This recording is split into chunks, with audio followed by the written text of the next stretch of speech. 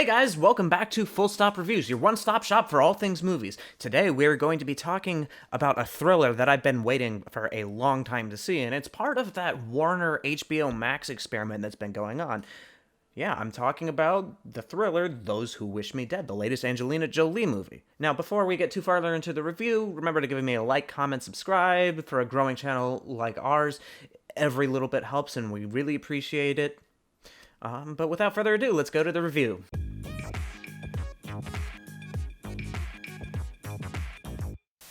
Angelina Jolie plays a traumatized firefighter whose job it is to watch over large spaces of land for forest fires. The reason why she's doing this instead of working with the rest of her teammates and jumping out of airplanes to fight forest fires. Holy shit, can you imagine having that job? What a crazy job. What a crazy lifestyle that must be. Very early on in the movie, we're told that she witnessed a family burning to death in one of these forest fires and has been unable to do anything other than just stay in one of those observation towers for a long time. And thus the conflict of the movie becomes her overcoming her trauma in order to save somebody else again. And that's Angelina Jolie is really, really good in this role.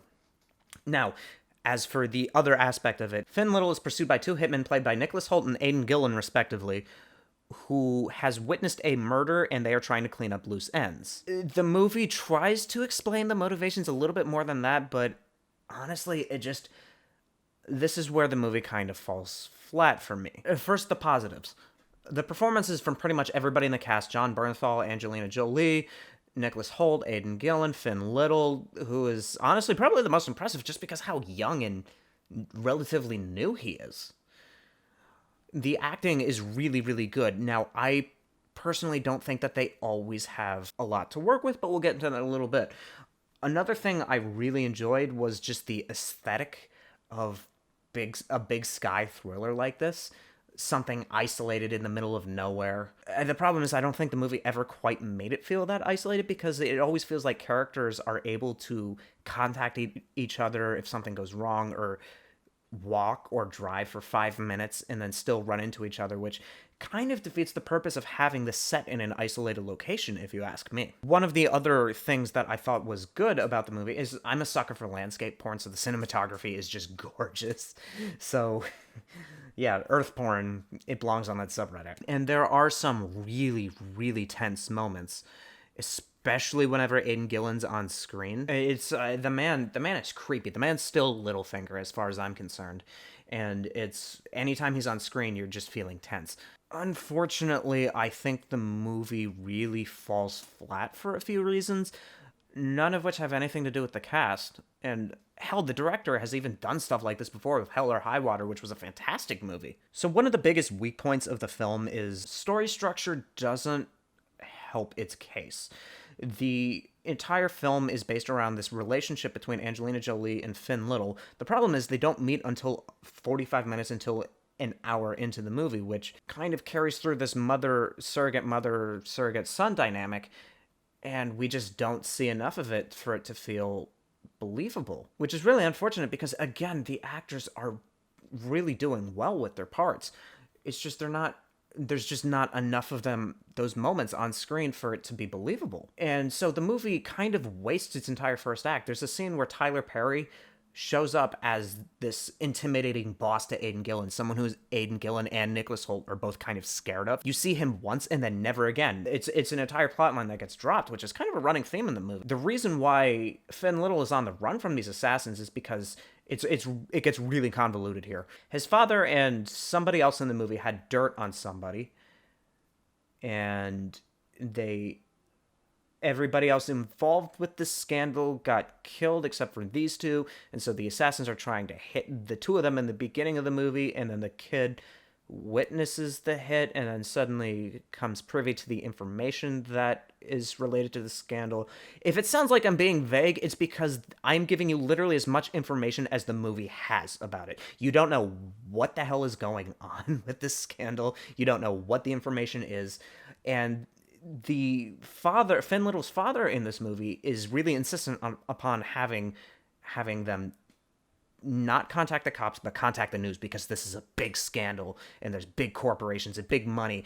And it's so fucking vague. You have no idea why it's even important. It's like there's no sense of stakes just because you have no idea what's going on. And it turns out not even to matter all that much because that plot line gets dropped in favor of the mother-son dynamic later on. So the movie just kind of shifts direction and then doesn't really commit to either. And it's a huge pacing problem because a good 35 or so minutes are dedicated specifically to this conspiracy that you never see, you never learn any more about other than that apparently there is one. Another problem I had with this movie is that the dialogue just took you out of it really quickly. So it's the kind of movie where characters who are related to each other will tell the audience that they're related to each other by addressing each other as father, son, brother, sister. It's legitimately one of my biggest pet peeves with Hollywood dialogue is that I think the Finn Little's father, I don't even remember his name, Finn Little's father's character calls Finn Little's son 5 or 6 times within the first half hour of the movie. And it's like, okay, we get it. They're related. Jesus Christ. It's bad dialogue, and you can tell that the actors don't quite buy it, and it pulls you out of the movie.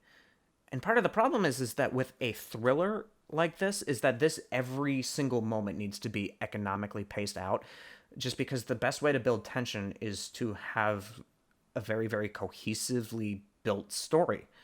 And this just isn't that. There are good moments from time to time. The whole is less than the sum of its parts. And some of those parts aren't worth very much.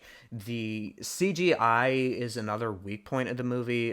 Especially there's a scene where Angelina Jolie's in her observation tower and it gets struck by lightning. And it almost comes across like the lightning is chasing her from the observation tower and then later across a field. And it's just kind of comical. And it stretches the realm of disbelief. Like, there's a lot of conveniences in this movie. Like, the father and the son, they live in... I think it's outside of Orlando, Florida, and they drive all the way up to fucking Montana. And the assassins, who have no idea where they're going, there's no family, no credit cards used, no cash. They use an alternate vehicle, so nobody knows where the father and son are headed. Somehow beat them to Montana. It's just like there's so many coincidences in this movie that it kind of undermines the tension that the movie is going for. I'm gonna give this movie a red light. There's pieces here, there's just not enough of them, and they're not cohesive enough to build a nice story. And I know some of this is that, like, apparently some of this stuff is explained a little bit better in the book, but film is a completely different medium. The movie has to stand on its own, and I just don't think it does. Thanks for watching with me to the end, guys. If you liked what I have to say and want to maybe listen to a more in-depth review of maybe not this movie, but just any movie in general, you can check out the Return of the Movie podcast. We also are doing something special. My friends and I show each other bad movies for the first time and then torture each other with them. And the movie I chose was maybe the most sadistic choice to make other people sit through, and I'm really excited to see you guys watch it. But until then, it's Full Stop Reviews.